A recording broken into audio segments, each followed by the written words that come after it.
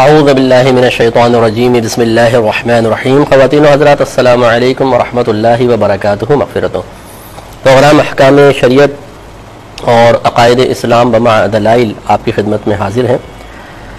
پچھلے کئی پروگرام سے ہم اس مسئلے کو عرض کر رہے ہیں کہ اللہ تبارک و تعالیٰ کی ذات اثر قبول کرنے سے پاک و صاف ہے، کیونکہ اللہ تبارک و تعالیٰ کسی بھی چیز کا محتاج نہیں. اس لیے اس کے لیے ایسا ہی نظریہ اور عقیدہ رکھنا لازم ہے کہ کسی بھی لحاظ سے وہ کسی بھی شے کا محتاج نظر نہ آئے.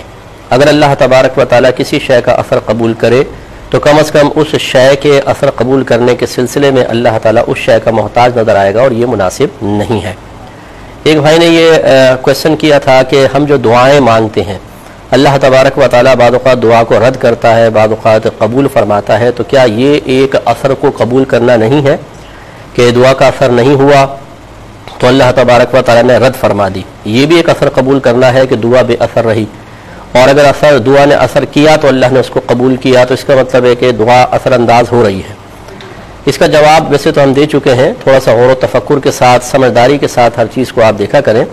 ہم نے پہلے آپ کو بتایا کہ جیسے اللہ تبارک و تعالیٰ کی ذات قدیم ہے، ایسے ہی اس کی تمام صفات بھی قدیم ہے، اور ارادہ بھی اللہ تبارک و تعالیٰ کی ایک صفت ہے. چنانچہ ہم جتنی بھی دعائیں اب مانگ رہے ہیں، اللہ تبارک و تعالیٰ تو ازل سے ہی جانتا تھا کہ کون سی دعائیں ہم نے مانگنی ہیں اور کون سی نہیں، اور اس کا ارادہ ہماری دعاؤں کے ساتھ شامل ہو چکا ہے کہ کون سی دعا کو قبول کرنا ہے، کون سی کا نہیں، کون سی کو نہیں. لہٰذا اب اگر کوئی دعا رد ہو رہی ہے تو وقتی طور پہ کسی اثر کے تابع ہو کر نہیں، بلکہ اسی ارادے کے تحت جو ارادہ ازلی ہے کہ اللہ تعالیٰ نے بعض دعاؤں کے رد کا ارادہ فرمایا اور بعض دعاؤں کو قبول کرنے کا ارادہ فرمایا. تو یہ جس وقت ہماری دعائیں تھیں ہی نہیں، اس وقت اللہ کا ارادہ موجود تھا، تو معلوم ہوا کہ وہ ارادہ جو قبولیت یا عدم قبولیت کا تھا وہ کسی بھی شے کے اثر کو قبول کرنے سے بالکل پاک و صاف تھا. اب جو یہاں پر ہمیں اس کا اثر نظر آتا ہے کہ ہم کوئی دعا مانگتے ہیں اور وہ قبول ہو جاتی ہے، یعنی جو چیز ہم توقع کر رہے ہوتے ہیں ویسی ہمیں مل جاتی ہے، تو معلوم یہ ہوا کہ وہ ارادہ ازلی کے تابع تھا. ایسا نہیں کہ وقتی طور پہ ہماری کسی دعا کا اثر اللہ پر ہوا اور اس نے اس کو قبول فرما لیا.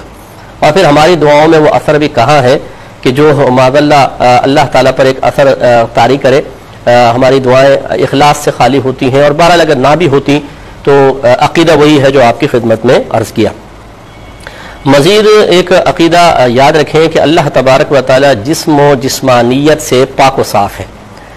شرعی لحاظ سے جسم اس شے کو کہتے ہیں جو لمبائی، چوڑائی، گہرائی میں تقسیم کو قبول کرے. تو اللہ تبارک و تعالی تقسیم سے پاک و صاف ہے، لہذا جسمانیت سے بھی پاک و صاف ہے. اور یاد رکھیں کہ جسم ہی کسی جگہ میں ہوتا ہے، لہذا جب ہم اللہ تبارک و تعالیٰ سے جسمانیت کی نفی کرتے ہیں تو اللہ تعالیٰ کے لیے جگہ کی بھی نفی ہو جاتی ہے کہ اللہ تبارک و تعالیٰ کسی جگہ میں نہیں، کیونکہ جو کسی جگہ میں ہو وہ جسم ہوتا ہے. اور جب ہم جگہ کی نفی کرتے ہیں تو جگہ یقیناً آگے ہوگی، پیچھے، دائیں بائیں، اوپر نیچے، تو جگہ کے ساتھ ہی سمت کا تعین بھی ہوتا ہے. اور اللہ تبارک و تعالیٰ جب جگہ اور جسمانیت سے پاک و صاف ہے تو پھر وہ سمت سے بھی پاک و صاف ہے. لہٰذا اللہ تبارک و تعالیٰ کے بارے میں یہ کہنا غلط ہوگا کہ اللہ تعالیٰ آگے ہے، پیچھے ہے، دائیں ہیں، بائیں ہیں، اوپر ہے، نیچے ہے. یہ بالکل غلط ہے. اور آسان الفاظ میں ذرا مزید اس کو یوں سمجھ لیں کہ جب اللہ تبارک و تعالیٰ کی ذات بمائے صفات موجود تھی اور کچھ بھی اللہ نے پیدا نہیں کیا تھا، تو یہ آگے پیچھے، دائیں بائیں، اوپر نیچے جو 6 جہات ہیں یہ بھی نہیں تھی، اور کوئی بھی جگہ نہیں تھی. نہ عرش تھا، نہ آسمان، نہ زمین. آپ کو پتہ ہے یہ سب مخلوق ہیں، بعد میں اللہ نے پیدا فرمائی. اب اگر کوئی ہم سے سوال کرے کہ بتاؤ جب یہ کچھ بھی نہیں تھا، نہ جگہ تھی، نہ سمت تھی، اللہ تعالیٰ کہاں تھا؟ تو اللہ تعالیٰ تو اس وقت بھی تھا جب کوئی جگہ نہیں تھی. اللہ تعالیٰ اس وقت بھی تھا جب آگے پیچھے، دائیں بائیں، اوپر نیچے کا تصور ہی نہیں تھا. لہذا اللہ تبارک و تعالیٰ اب بھی اپنی اسی جو اللہ کی اصل حالت ہے اسی حالت میں ہے. یعنی کہنے کا مطلب یہ ہے کہ ماذ اللہ ثم ماذ اللہ یہ نہیں ہو گیا کہ پہلے تو اللہ تعالیٰ کسی جگہ کا محتاج نہیں تھا، لیکن جب جگہ پیدا کر دی تو اب محتاج ہو گیا کہ کسی جگہ میں ہو. پہلے اللہ تعالیٰ کے لیے کوئی سمت کا تعین نہیں ہو سکتا تھا، لیکن جب اس نے جہات پیدا فرما دی تو لازم مانو کہ اللہ تعالیٰ بھی کسی جہت میں ہے. یہ نہیں ہوگا. اللہ تعالیٰ اب بھی جہت سے بالکل پاک و صاف ہے، اور اسی طریقے سے کسی جگہ میں نہیں ہے. یہ جو احادیث یا قرآن کی بظاہر آیات کا ظاہر ہے کہ اللہ تعالیٰ عرش الہی پر، عرش پر استوا فرمائے ہوئے ہے، تو یاد رکھیں وہ اپنی شان کے لائق ہے.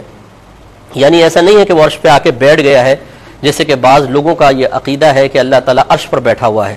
معاذ اللہ ثم معاذ اللہ اگر وہ عرش پر بیٹھے تو جسمانیت ہوگی، جسم کے ساتھ ہی ہو سکتا ہے، کیونکہ کسی جگہ میں جسم ہی ہو سکتا ہے. اور جب اللہ تعالیٰ کے لیے جسم مانیں گے تو اسے قابل تقسیم بھی ماننا لازم آئے گا، اور اللہ تبارک و تعالیٰ معاذ اللہ قابل تقسیم نہیں ہے. اس نے لیسا کمثلہ شیء فرما کر ان تمام عقائد باطلہ کا رد فرما دیا. ہمارے جمہور علماء اسلام اسی پر ہیں کہ اللہ تبارک و تعالیٰ معاذ اللہ ثم معاذ اللہ عرش پر ایسے نہیں ہے جیسے ایک بادشاہ کسی تخت کے اوپر بیٹھتا ہے. یہ عقیدہ صحیح نہیں ہے. بس یہ سمجھ لیں کہ اس نے عرش پیدا فرمایا، پھر اپنی رحمت کی توجہ اس پر فرمائی ہے، باقی اس کی جسمانیت ہے ہی نہیں کہ وہ آ کے اس پر بیٹھے. اور اسی طرح اللہ کے لیے سمت کا تعین بھی نہیں کر سکتے ہیں. مزید اس پہ کلام کرتے ہیں. کالر ہمارے ساتھ ہیں. السلام علیکم.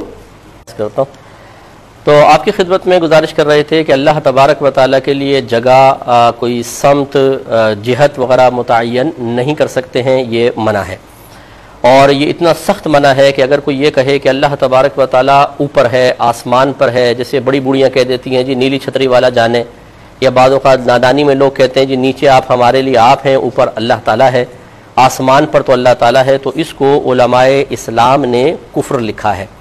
اگر کوئی واقعی اس عقیدے کے ساتھ کہ اللہ تعالیٰ آسمان پر ہے، اللہ کے لیے سمت اور جگہ کا تعین کر کے یہ کہتا ہے کہ اللہ تعالیٰ آسمان پر ہے، تو اس کے لیے حکم کفر ہوگا. لیکن یہ کفر صریح نہیں ہے، یعنی اس کو احتیاطاً تجدید ایمان اور تجدید نکاح کا حکم دیا جائے گا. لیکن یہ بہت ہی بڑی اللہ کی بارگاہ میں ایک بے ادبی ہے کہ اس کے لیے جسمانیت یا سمت کا تعین کیا جائے. اس لیے اگر کوئی ایسا کہنے کا عادی تھا یا اس نے کہا تھا تو اسے اللہ تبارک و تعالیٰ کی بارگاہ میں توبہ کرنی چاہیے.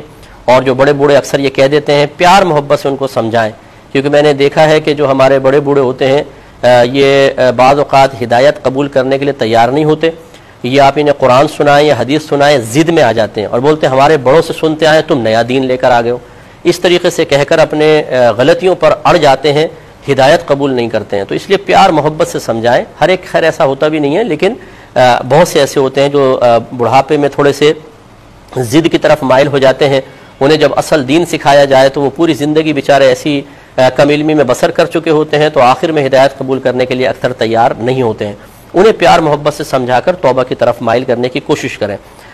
اچھا، ایک سوال یہ پیدا ہو سکتا ہے کہ جب نبی کریم صلی اللہ علیہ وسلم سفر معراج پہ تشریف لے گئے تو معروف ہے کہ آپ نے اللہ تبارک و تعالیٰ سے ملاقات فرمائی، بلکہ یوں بھی کہہ دیتے ہیں اور کہا جاتا ہے کہ اللہ تعالیٰ نے آپ کو اپنی ملاقات کے لیے بلایا. تو نبی کریم صلی اللہ علیہ وسلم آسمانوں کی طرف گئے تھے. اگر اللہ تبارک و تعالیٰ کے لیے سمت کا تعین نہیں ہے تو پھر آسمانوں پر ملنے کے لیے کیوں گئے تھے؟ اس کا جواب یہ ہے کہ حقیقتاً نبی کریم صلی اللہ علیہ وسلم جب اللہ تبارک و تعالیٰ سے ملنے کے لیے گئے ہیں تو سمت کا کوئی تعین نہیں تھا. یہ تو لِنُرِيَهُ مِنْ آیاتنا، جو اللہ نے فرمایا کہ ہم نے اپنے حبیب کو بلایا تاکہ ہم انہیں اپنی نشانیوں میں سے کچھ نشانیاں دکھائیں، اس کے لیے عرش الہی بلکہ سدرۃ المنتہا تک سرکار پہنچے ہیں. پہلا آسمان، دوسرا، تیسرا، چوتھا، پانچواں، چھٹا، ساتواں، پھر بیت المعمور، عرش الہی، پھر اس کے بعد سدرۃ المنتہا. اس کے بعد سدرۃ المنتہا وہ مقام تھا کہ جہاں پر خود جبریل امین نے بھی یہ گزارش کی کہ یا رسول اللہ صلی اللہ علیہ وسلم اگر ایک قدم بھی آگے بڑھاؤں گا تو جل کر ہلاک ہو جاؤں گا، کیونکہ یہ وہ مقام ہے کہ اس سے اوپر کوئی چیز نہیں جاتی. تو رحمت کونین صلی اللہ علیہ وسلم جبریل امین کو وہیں چھوڑ کر اب جو آگے سفر کیا ہے وہ خاص بارگاہ الہی میں حاضری کا سفر تھا.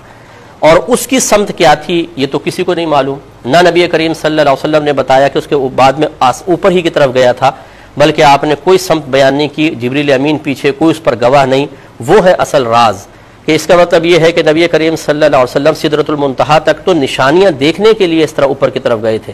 اس کے بعد جب اللہ تبارک و تعالیٰ کی بارگاہ میں خاص حاضری کا موقع آیا تو پھر کوئی سمت نہیں تھی، اور بالکل سرکار ایسے تشریف لے گئے کہ آج تک اس راز سے پردہ نہیں ہٹائے. ایک مختصر سا بریک لیں گے، ہمیں یقین ہے کہ آپ ہمارے ساتھ ہی رہیں گے. بسم اللہ الرحمن الرحیم. تو آپ کی خدمت میں یہ عقیدہ عرض کیا کہ اللہ تبارک و تعالیٰ جسم سے، جگہ سے اور سمت سے بالکل پاک و صاف ہے.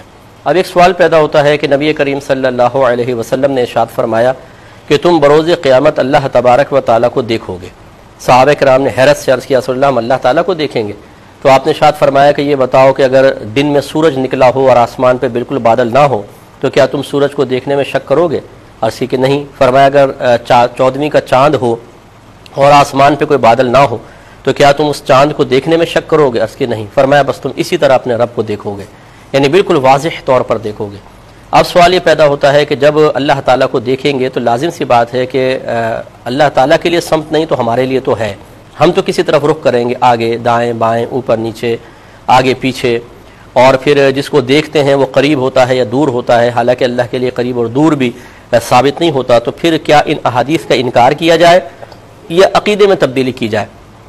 تو اکابرین نے اس کا جواب یہ دیا ہے کہ اللہ تبارک و تعالیٰ، یہ صحیح حدیثوں میں چونکہ آیا، تو اللہ تبارک و تعالیٰ ضرور اپنی شان کے لائق ہمیں زیارت کروائے گا، لیکن اس زیارت کی کیفیت ہم نہیں بتا سکتے، اس کا اندازہ ادراک ابھی نہیں کر سکتے ہیں، کیونکہ یہ بہت ہی عجیب و غریب صورتحال ہوگی کہ یقیناً اللہ تبارک و تعالیٰ کو ہم دیکھیں گے تو کسی نہ کسی رخ سے دیکھیں گے، اور قریب سے دیکھیں گے یا دور سے دیکھیں گے، حالانکہ یہ اللہ تعالیٰ کے لیے چیزیں محال ہیں، تو کس طرح دیکھیں گے؟ تو اکابرین پھر یہی لکھتے ہیں کہ انشاءاللہ جب دیکھیں گے تو بتائیں گے۔ تو بعض چیزیں ایسی ہوتی ہیں کہ جو عقل میں آنے والی نہیں ہوتی ہیں، لیکن عقائد میں باہم ٹکراؤ ہوتا ہے، اور یعنی بیان میں ٹکراؤ ہوتا ہے، بعض اوقات آیات میں ہوتا ہے، یہ تو نہیں کر سکتے کہ ایک کو مانے دوسرے کا انکار کریں، تو اللہ کی شان کے لائق عقیدہ اختیار کیا جاتا ہے، اور جو چیزیں حل شدہ نہیں ہوتی انہیں پھر چھوڑ دیا جاتا ہے اس وقت کے لیے کہ جب اللہ تعالیٰ کی بارگاہ میں پہنچ کر اللہ تعالیٰ اپنی زیارت کروائے گا، تو جیسے اس کی اپنی شان کے لائق زیارت کروائے گا، جو کیفیت ہوگی وہ دیکھ کر پھر انشاءاللہ سب جان جائیں گے۔ ایک کالر ہمارے ساتھ ہیں، السلام علیکم۔